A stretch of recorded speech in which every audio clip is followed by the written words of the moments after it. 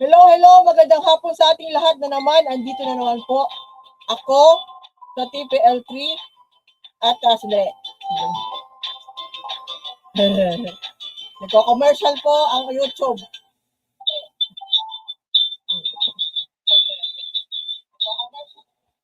Okay, nandito naman po tayo sa sumisingit na naman po ako dito sa channel ni Yolo. Ako po si The Political Labandera 4.0. Ito po ang aking mini podcast dito. At ngayong hapon po, pag-usapan natin ang mga balita na hindi napapansin kaya pinapansin namin. At simulan na po natin kasi mainit ang panahon. At by the way, pansinin niyo po yung aking t-shirt ngayon. Belated happy birthday po sa tatay na karton doon po sa The Hague na nag-celebrate po ng kanyang 81st birthday sa loob ng Scavenging Detention Center sa ICC doon po sa The Hague, the Netherlands. At salamat, ako po ay pasalamat at dumating lang po to kaninang umaga via LBC. Salamat kay Balita at Kaalaman, kay Kume. At thank you sa padala. Susuotin ko sana to, no. Sana po magko-collab sana kami nung Saturday at saka kahapon ng gabi. Kung dumating po ito yung susuotin ko sana. And kanina lang po maaga dumating at sisuotin ko na ngayon. Kaya belated happy birthday kaya Tatay Digong na karton. At doon po sa mga nakapanood doon sa nangyari doon sa Davao City noong March 28, pinanood ko po, sinikmura ko po panoorin yung entire na birthday celebrations, hindi yun birthday, walk, solidarity walk / rally, a campaign rally / destabilization movement / birthday celebration. Kung kayo po ay nakinig at nanood doon sa kanilang pagtitipon sa Davao City, hindi po nakasentro yung kanilang mga speech sa birthday ni former President Rodrigo Duterte, kundi po nakasentro po ang kanilang mga speeches sa pangangampanya, sa paninira sa kasalukuyang administrasyon, paninira kay PBBM, at siguro pumunta sa punto na may pinitik sa kanila. Meron pong isang pinitik doon at medyo nagkaroon siguro ng cardiac event. Kasi si former Executive Secretary Mel Daldea ay nakita sa stage na yun po ay tinatawag isang cardiac event. Naka-experience po siya ng palpitation na mukhang 2 beses na para po siya bang hiccups ba, na grabe yung hiccups na gano'n. Alam po natin na si former AS na meron na po siyang heart condition at saka meron na po siyang pacemaker. Yung mga ganong klaseng ng mga event, dapat po common sense lang po. Kung hindi kaya, huwag pilitin. Di ba po? Anyway,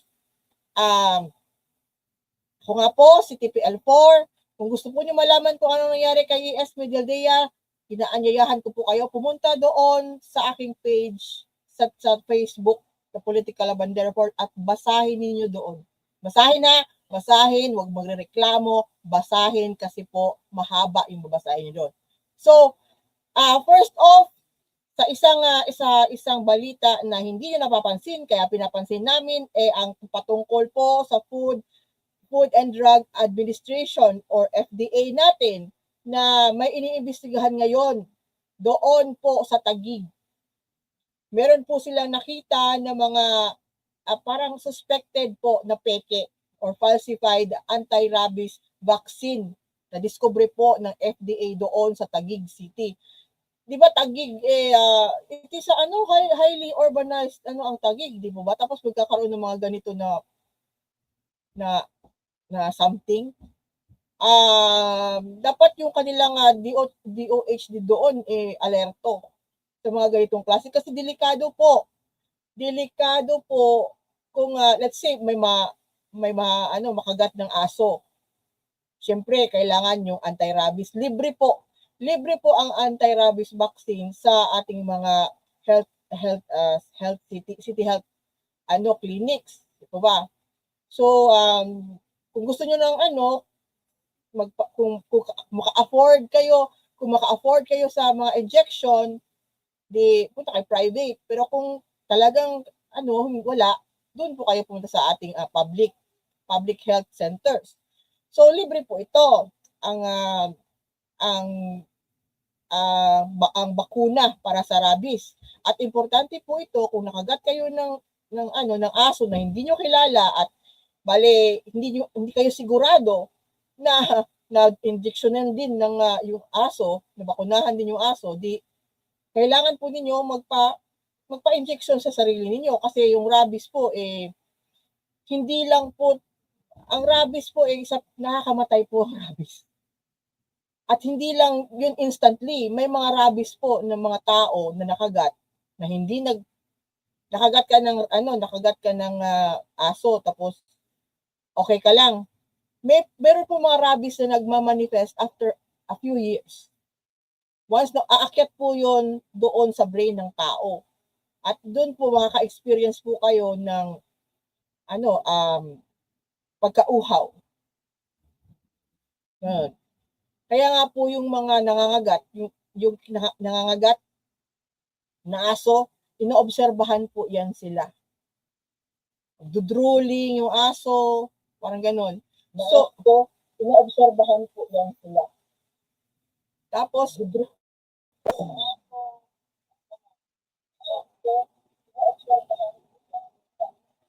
teka lang, nag-e-echo po tayo.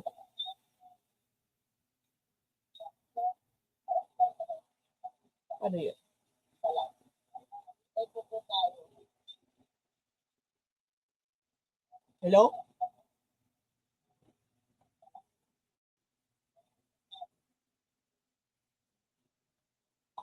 Pasensya po. Nag-e-echo po ba tayo? Hello? Okay na. So, yun nga po. Kung kayo po ay nakagat ng aso, kailangan po ninyo ito.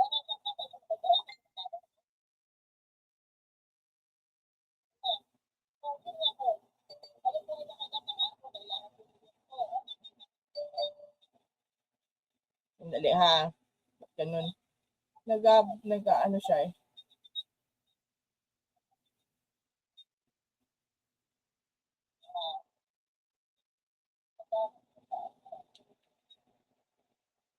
Hello? Yan, okay na? Pasensya na po, nagkakaroon na po ng konting difficulties.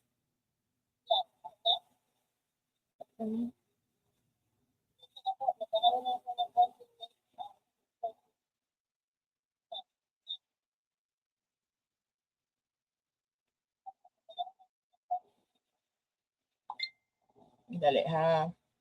Live po tayo. Ganito po nangyayari pag live.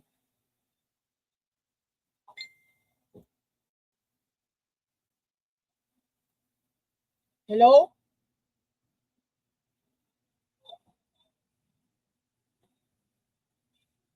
Dali ha.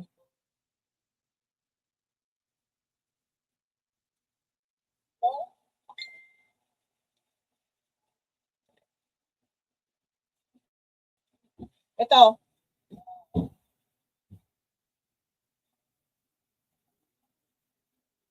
Hello? Okay na?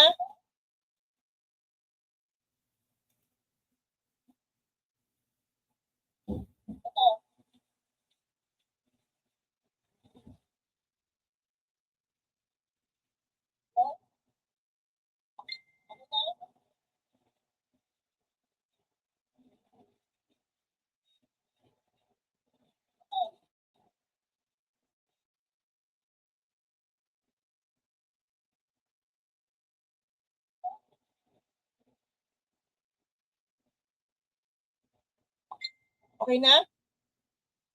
Wala na? Sige, patuloy po tayo.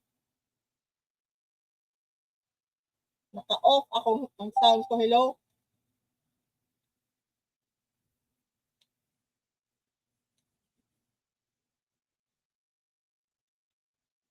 Okay na. Sige, pasensya na po. Ganun talaga po pag live stream. At ngayon po, ito nga, ang vaccine. Good job po sa FDA natin na nakita to agad. Kasi delikado po mabigay ng peke na gamot sa mga pasyente. Lalong-lalo na kung rabies. Di po ba? So, good job po sa FDA natin. Nakita to agad. Kasi nga po, yung mga ganitong klase, yung lalo na sa gamot, life and death po yan. Life and death. Oh. So, iwasan po natin. Dapat tayo maging maingat. Lalong-lalo na ngayong panahon na mainit. At usually po yung mga aso, po ngayong mga panahon na sobrang init tapos hindi sila na asikaso, hindi nakainom ng tubig, yung mga, lalo na yung mga stray dogs po. Kung makikita nyo po yung mga stray dogs sa daan na naglalaway na at parang naglalakad na parang layuan po ninyo or ihatid nyo po na sa inyong mga lokal na barangay, mga tanod ninyo na nakakita kayo ng aso na ganun, yung naglalaway na tapos parang may sakit. So next, balita na hindi nyo pinapansin, kaya pinapansin namin ang ngayon po ang araw ng start ng ang Holy Week. Semana Santa na po. So yung mga naggusto magpinitensya na kayo. So alam po natin, karamihan sa atin, lalong-lalo na yung nasa mga syudad na uuwi po sa probinsya dahil nga po Semana Santa at isa rin po tong time ng bakasyon, magkasama-sama sa pamilya, makakauwi ng probinsya, kahit na po alam natin na pataas ang presyo ng gasolina at naaapektuhan ang travel, di ba? Pero alam po naman natin na kahit pa paano, meron po tayong mga kababayan na talagang uuwi sa kanilang mga probinsya or mga pamilya, mga relatives para doon gawin ang Holy Week. So nagbigay po ang LTFRB, the Land Transportation Franchising and Regulatory Board na special permits para sa 1,297 na passenger bus units sa buong Pilipinas. Ngayong malapit na ang Semana Santa. Kasi nga po merong mga balita na yung iba pong mga bus operators dahil nga sa taas ng gasolina, crudo, magbabawas po sila ng mga pasada. Hindi naman po yun makakaapekto po yun kung may mga bus operators na hindi magpapasada. No. So pero kaya nga sila bibigyan ng mga special permits. At alam naman natin na meron din yung ayuda sa kada bus operator, sa kada bus. So ito ay para matiyak na sapat ang masasakyan ng ating mga kababayan na yun nga, daragsang kahit ano pang sabihin natin, uuwi tayo sa ating mga kung saan tayo kinagisnan natin. Parang ganoon na yun eh. Para panata na din yung umuwi basta sa Holy Week sa mga natin, sa mga pinanggalingan. Di ba? So, mataas nga po ang holiday break. At so tinitingnan ko po ngayon, ngayon 30 po, March 30, 31, sa 1 hanggang April 9 po, alam po natin sa April 9 ay holiday na naman kasi araw po ng kagitingan, di ba? So, yung iba, sigurado na yan na nag-file na sila ng mga leave. Di ba? So anyway, ayon po sa LTFRB, Chairperson Attorney Baygor Mendoza, na yun nga, ginagawa nila to para po meron pong choices, may mapili pa ang ating mga kababayan ng masasakyan papunta pa uwi sa kanila. So kahit na po tumataas ang produktong petrolyo, Pero may mga good news naman po ngayong araw na may dumarating na mga shipment po ng petrolyo. So, iba na lang po yun siguro ang mag-report nun kasi hindi yata nakasapin dito. Pero so far po, according sa ating gobyerno, sa mga updates po, hanggang tatagal po ang ating supply ng langis hanggang June 30, 2026. Asahan na lang, ipagdasal na lang po natin na matapos na yung sigalot doon sa Middle East na wala tayong kinalaman doon, pero naapektuhan tayo dito. So, yun nga, kailangan po, itong mga special permits na binibigay po ng FTL-FRB sa ating mga bus operators, sana po siguraduhin din nila yung kanilang mga bus ay maayos para na rin po sa kaligtasan ng mga biyahero. So next po sa ating mga balitang hindi nyo pinapansin, kaya pinapansin natin na ito, nakipagpulong po sa China. Nakipagpulong po sa China ang ating Department of Energy Secretary na si Sharon Garin. Nakipagkita siya kay Chinese Ambassador Jin Quan at para mag-usap regarding sa energy and yung habol ng global oil market. Alam po natin itong ang Chinese Ambassador po bago. Bago lang po to sa dito. At ito po yung Chinese Ambassador na maboka, maingay, laging parang ewan ko ba. Pero sa ngayon, siguro hindi naman tayo nakikipag-away, di ba? Yung China naman yung laging yung China naman ang laging nagbubuli sa West Philippine Sea, di ba? Pero sa mga sitwasyon kaya ngayon, alam natin na kung makipagkaibigan muna tayo kasi lahat tayo apektado. So hindi ko babatikusan ito si Sharon Garin sa ganitong klaseng bagay na extend lang ng muna kaya mas yung interest ng sanlibutan sa nangyayari sa Middle East kasi lahat tayo apektado, pati ang China. At ang China ang talagang grabe ang apekto. Kasi recently, if this update is correct, nagalit ang China doon sa Iran na kaalyado sila. Nagalit po ang China sa Iran kasi may 2 tangke ng China, tankers nila na ng oil, magdi-deliver sana sa China. Kaso po, hinarang doon sa Strait of Hormuz ng mga Iranians. Kaya hindi po hindi nakalusot. Yung sanang papunta ng Asia, China na oil.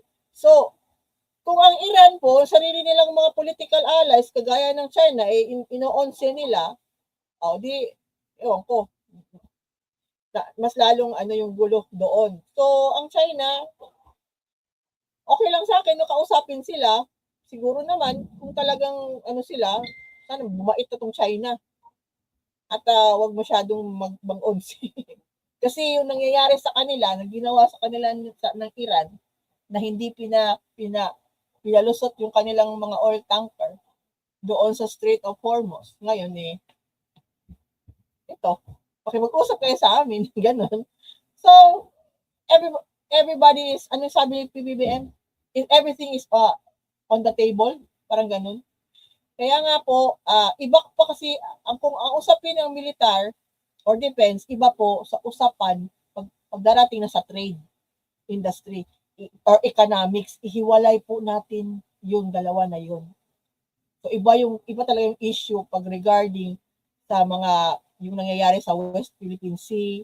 Hindi po natin yung iiwan. Sa atin talaga yun, doon. Pero pag usapin na po ng economics, trade, diplomatic relationship, iba po. Pwede po yan silang ipagsabay kasi magaling kung marunong po talaga kayo kung anong ibig sabihin ng multitasking. So, next. Ito, breaking. Kailan ba ito nag-breaking? Impeachment. Balik tayo, punta tayo sa House. Impeachment versus oil crisis. Sabi ng ating mga mambabatas, pwede asikasuhin ng ating gobyerno ang dalawang bagay simultaneously. Ito na nga po ang sinasabi nating multitasking. Pwede. Magkaiba sila. Ang impeachment po ay tinatalakay sa House of Representatives na ngayon. Nandun pa po yung impeachment complaint sa House. Ang House po ay nasa ilalim ng legislative branch of government. Okay. Yung oil crisis po ay hindi po sa House. Hindi po yun sila yung kanilang main gumagawa sila ng batas doon sa House of Representatives. Ang nakatoka sa oil crisis ngayon, ang talagang sumasakit ang ulo ay ang ating executive department. Iba po ang executive department sa House as a legislature. Ang executive department ay pinamumunuan po ni PBBM, ang presidente. Sila po yung naghahanap ng mga solusyon, na agarang solusyon sa problema ng bansa. At kung kinakailangan nila gumawa, ang pumapasok na lang po ang legislature kung kailangan gumawa ng batas para lang ma-enact po ang isang polisiya ng ating executive department. Galing po sa House, yung ang mga provisiones, yung mga kondisyones, bago to, sila po yung gumagawa sa House ng papel, doon ilalagay yung kondisyon, bakit, anong rason, ito yung kailangan gawin, at ipapasa po yan doon sa executive at doon na po na-execute. Pero on matters of national security, pwede po ang executive gumalaw ng kanilang sariling diskarte. National security, di ba? National security, tapos national emergency, pwede po ang executive. Ang executive po ang umaano ngayon sa oil crisis, gumagalaw. So, walang pakialam ang executive department sa sa ginagawang trabaho ng House sa impeachment complaint ni Vice President Sara Duterte. Wala. Kaya alam nila dyan, trabaho yan ng House Committee on Justice na nasa legislature, gawin nila yan. So, bakit makikialam? Bakit makikialam si PBBM yan? Wala siya paki dyan. Si Sara, problema yan ni Sara Duterte, yung impeachment na yan. Problema niya yan. Bakit kailangan pa problemahin ng palasyo yung problema ng Vice Presidente na pasaway? Hindi. Bahala ka dyan. Busy ang ating gobyerno ngayon, naghahanap ng solusyon sa oil crisis. Diba?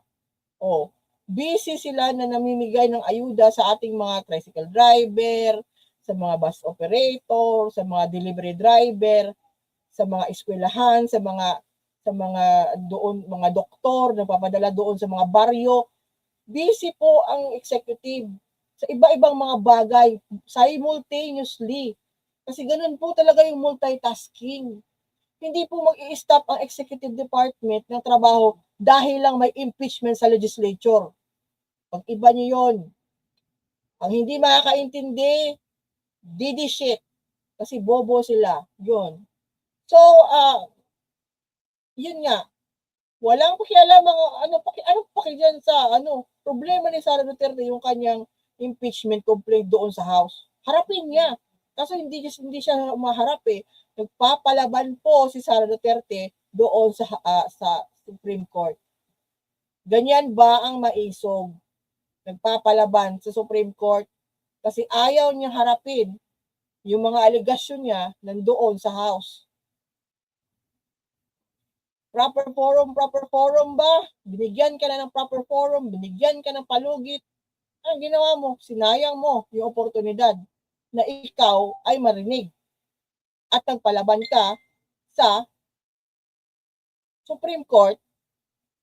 Ang problema ngayon sa nangyayari sa impeachment ay yung ginagawa po, ulitin ko ha, yung ginagawa po ngayon ng House Committee on Justice na napakabusising mga steps, mga babusisi po sila sa kanilang mga tinatahak na steps sa pagtatalakay lang ng impeachment ni Sara Duterte ay dahil sa mga requisitos, mga bagong requirements na ipinataw mismo ng Supreme Court sa House noong last year. Sabi ng Supreme Court, bigyan ng pagkakataon ang Vice Presidente or si Sara Duterte or any impeachable officer na may nakasalang sa impeachment proceeding sa House ng pagkakataon marinig sila. Bigyan ng palugit na ilang araw, 10 calendar days. Bigyan sila doon ng doon dapat sa House. Makitaan ang ebidensya, ipatawag ang mga witness. Yung pong utos na yun, lidawin natin. Utos po yun ng Supreme Court. Ngayon, tumatakbo si Sara Duterte at tinakbo ng kanyang mga abogado na hindi daw niya abogado doon sa Supreme Court at sinasabi na unconstitutional yung ginagawa ng House Committee on Justice sa impeachment proceeding niya ngayon. Pero ang utos na gawin yung ginagawa ng House Committee on Justice ay utos ng Supreme Court. Anong logic nun na mga nagsasabi na unconstitutional yung ginagawa ng House Committee on Justice ngayon na pinafollow nila by word by word, by the book, yung sinabi na inutos ng Supreme Court dati? Wala. Pero siguro, ang aking lang tingin siguro, ang silver lining dito, ang magandang kakalabasan nito na tumakbo si Sara Duterte sa impeachment para patigilin ang impeachment niya, naghain ng temporary restraining order, yung mga yung walang mga yung naghain ng TRO doon sa Supreme Court, yung walang legal standing sa kanyang kaso. Diba? Tawag dito, may word sa Tagalog, saling pusa. Saling pusa po yung grupo nila attorney Israelito Torion. Wala po silang legal standing sa kaso kasi hindi naman po sila abogado ni Vice President Sara Duterte. Naghain po sila ng petisyon ng TRO sa Supreme Court para ipa-dismiss ang impeachment complaint ni Sara Duterte dahil daw mga taxpayers sila. Ganun. Kami, taxpayer din ako. Paano yan? Gusto ko siyang malitis eh. At para malaman ko kung saan napunta yung 612.5 million na confidential funds eh. Gusto rin ng ibang taxpayers na malaman kung ano talaga nangyari sa pera. Sagutin nyo yan ng maayos. At yun na yung venue, sana. Sinabi na yun. Pero mabibilis po to kasi babalik po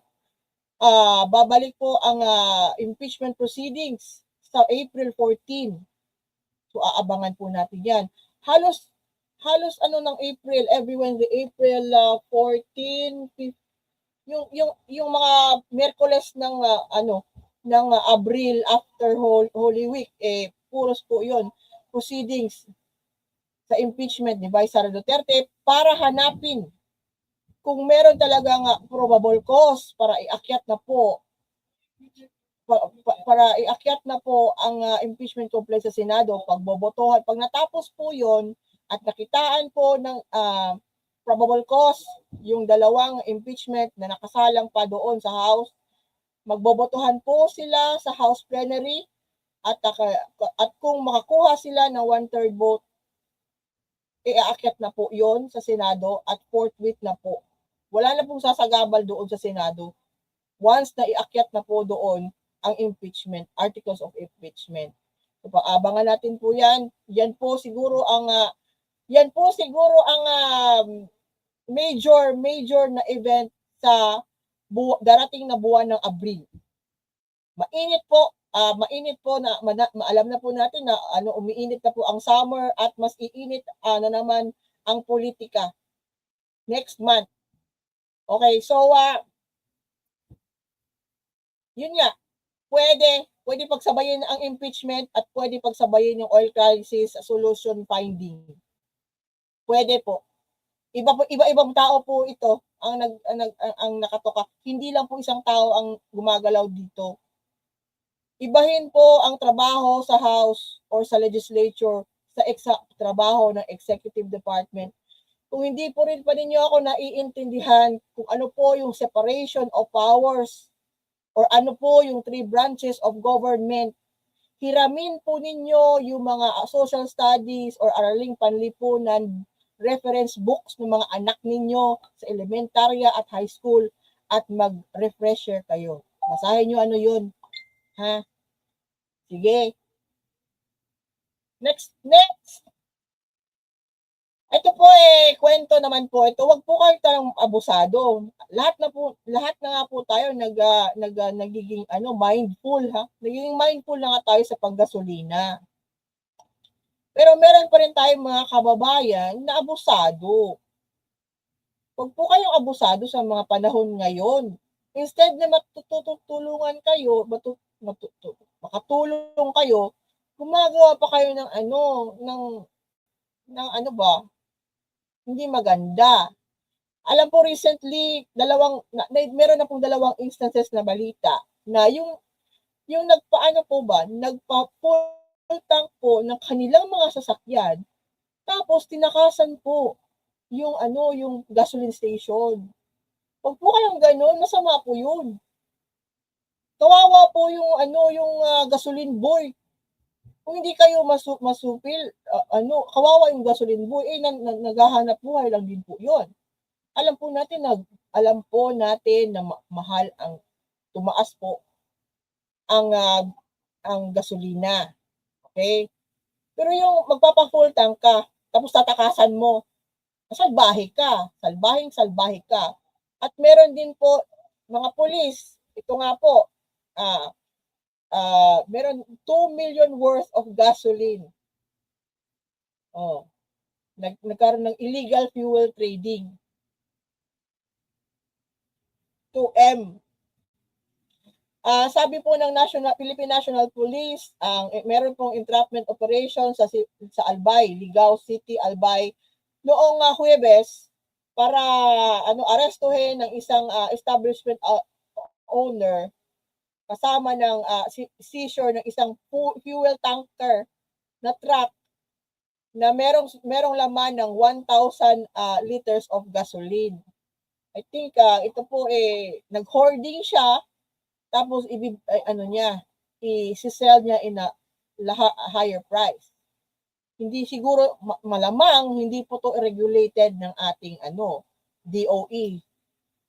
Nag-smuggle siya or hindi ko alam kung paano to nangyari na nakakuha. Pero siguro mayaman tong establishment na to.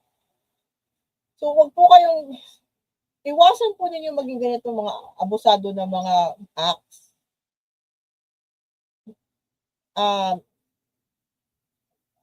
Business practice po, kung kayo po ay nasa business ng gasolina, pakirami naman kayo sa mga sa ating mga kababayan. Hindi ganitong way na to na gagamitin mo na para abusuhin. Naghihirap na nga yung mga tao, tapos iisipin mo pa mangonse or mag-hoard, magtago ng ng supply para sa na pakipakitaan mo pag once na mataas na yung presyo. Ngayon, ito yung resulta pag abusado kayo. Nakakuha kayo ng mga pulis, ng mga otoridad, habulin kayo. Yan ang mangyayari sa mga abusado. Consequence po yan sa pagiging sugapa. Diba? Yan ang consequence sa pagiging sugapa. Huwag po kayo maging sugapa. Hindi po Pilipino yun na Hindi po yun Pilipino na trait yung maging sugapa. Kaya nga po bayanihan eh. Diba? Bayanihan po tayo, Pilipino. Pero kung kayo po ay sugapa, medyo questionable po yung pagka-Pilipino ninyo. Oh, di ba? Ngayon, lalong-lalo na ngayon na may krisis sa mayroon tayong krisis na hindi naman tayo yung nagsimula. Oh. Kaya tayong lahat ay napipilitan mag-adjust. So, kung kayo po ay may malasakit sa kapwa, wag po kayo gumawa ng isang bagay na mas lalo pang magpapasakit sa mga ating mga kababayan. Kagaya ng ganito. Nagtatago ka ng isang bagay para sa sarili mo. Ganun. So, alam po natin na ginagawa ng gobyerno natin na talagang sinusupi nila ang gobyerno natin, naghahanap po ng mga paraan para lang maibsan itong krisis na ito na hindi talaga natin sinimulan. Kaya isa pong magandang balita na nagawa po ng DTI ay hinold po muna sa taas presyo ang mga pamilihin. So, hinihayag po ng DTI na mananatiling walang pagtaas ng presyo ng mga pangunahing bilihin hanggang April 16. So, kung ako sa inyo ngayon, kung meron po kayong means, meron pa kayong pang-grocery, mag-stock na po kayo ngayon. Ngayon pa lang. Or for the Holy Week. Kung meron po, kung kaya po, mag-stock na po kayo ng grocery na yung kailangan lang po, basics sa grocery. Kung kaya po ninyo. Kasi po, by April 16, kung hindi pa po tumitigil yung doon nangyayari sa Middle East, talagang kailangan po natin na mag-imbak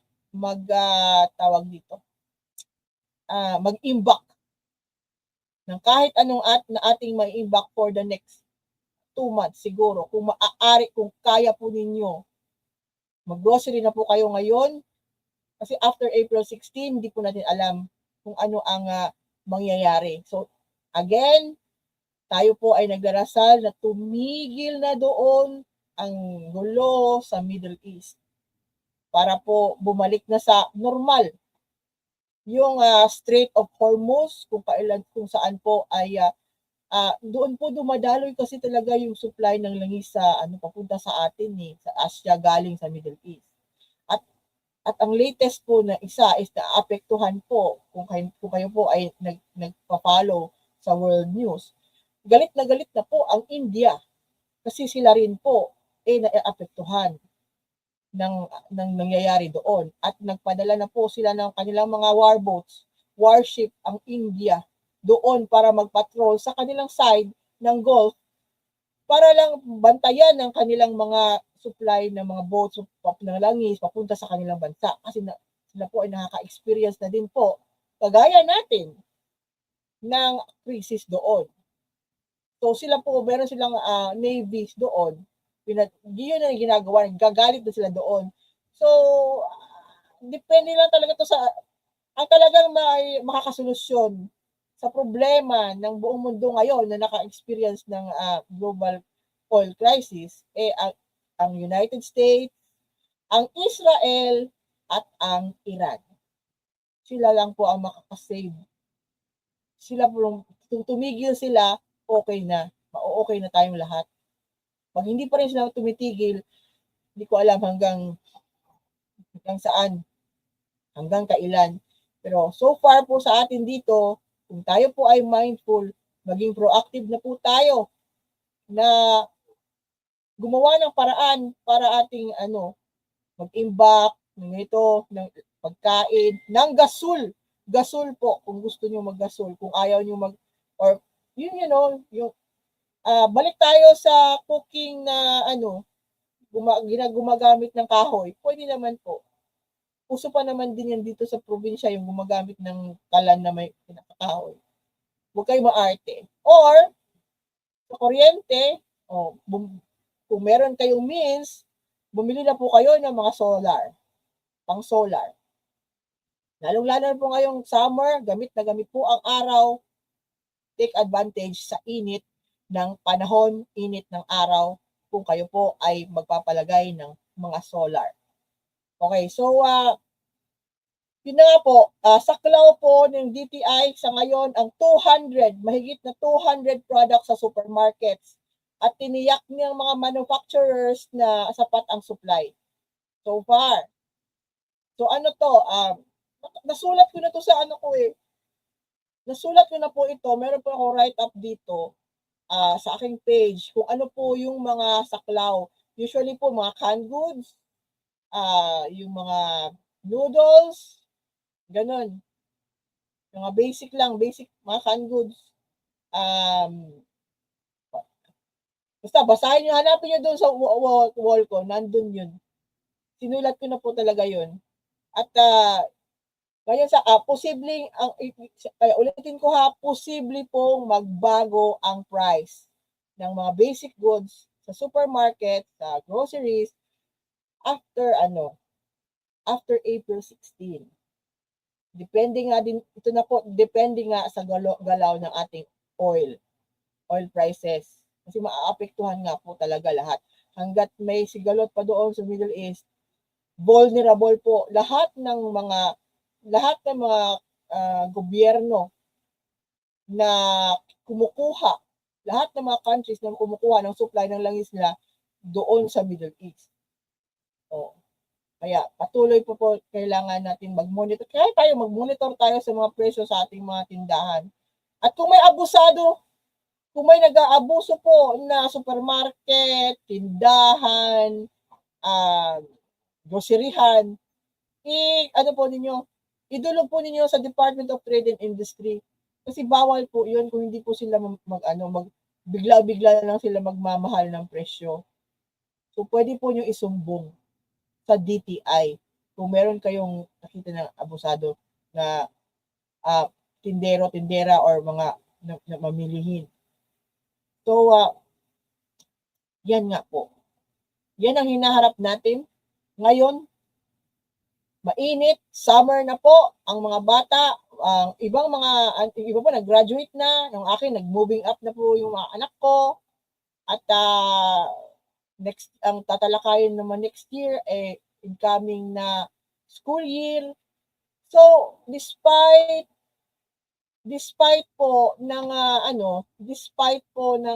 nangyayari sa ating bansa at nangyayari sa ibayong dagat, patuloy pa rin po ang buhay dito sa Pilipinas. Patuloy pa rin. Hindi po nag-i-stop ang buhay natin. At kung kayo po yung tipo ng tao na hindi na strong, hindi na sisiraan ng loob agad-agad, magsusurvive po kayo.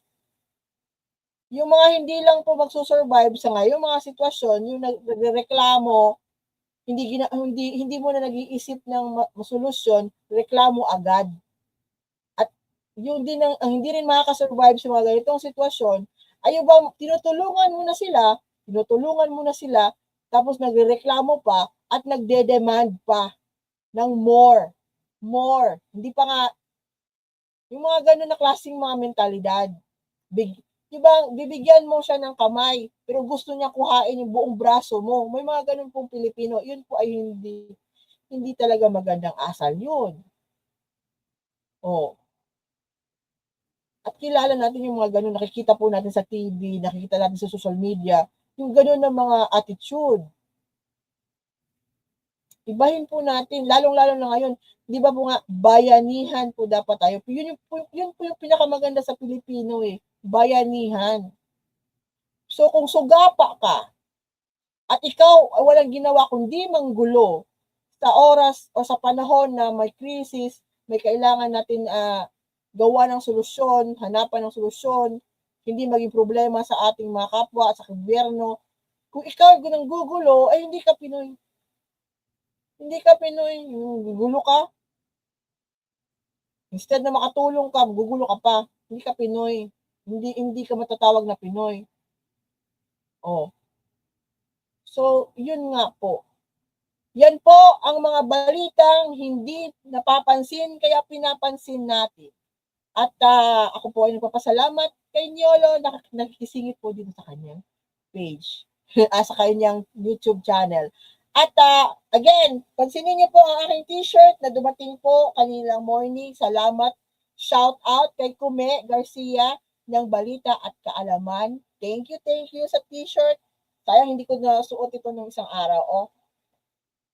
Happy birthday po belated to former President Rodrigo Duterte doon po sa Dahig. Siguro I will wish him many more birthdays to come kasi meron pa po siyang kailangan harapin doon sa ICC na alam naman natin na after 60 days, malalaman natin kung ang kanyang trial doon, ang paglilitis sa kanya ay magiging full-blown na po. At ito po ay mangyayari din next month sa April, mga late April to first week of May. Malalaman po natin galing sa pre-chamber trial 1 kung siya po ay lilitisin, sisimulan ng litisin in a full trial. So, may the former president have more birthdays to come so he can face the music there doon sa Dahig, sa ICC. So, before ako po umalis, magpaalam, huwag po ninyong kalimutan mag-like, mag-share, mag-subscribe sa TPL4 podcast dito po sa channel ni Niolo. At kung kayo po ay nasa Facebook, hanapin po ninyo The Political Labandera 4.0. Meron po doon mga babasahin. Kung sa TikTok po, TPL3. At nandito rin po ako sa YouTube. Meron po akong side channel. Paki-like, share, and subscribe din po sila Tita Admin Rich na enjoy ngayon. Kung nasaan man siya, sayaw-sayaw na lang siya. Nasa nag-enjoy na bakasyon po si Tita Admin Rich. At si Banat Boy, isa rin, nagbabakasyon. Kaya wala kami collab kagabi. At ako po, TPL3, si Niolo po. Salamat Niolo sa oportunidad.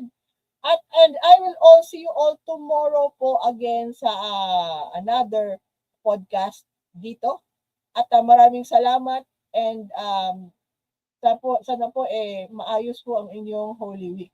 Simula ngayon ng Holy Week. Thank you and goodbye. See you all tomorrow.